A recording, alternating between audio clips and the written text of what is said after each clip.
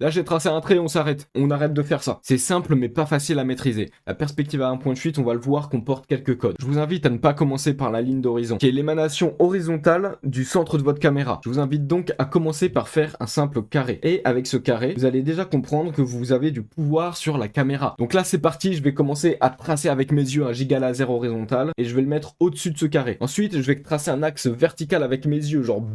Ça fait genre...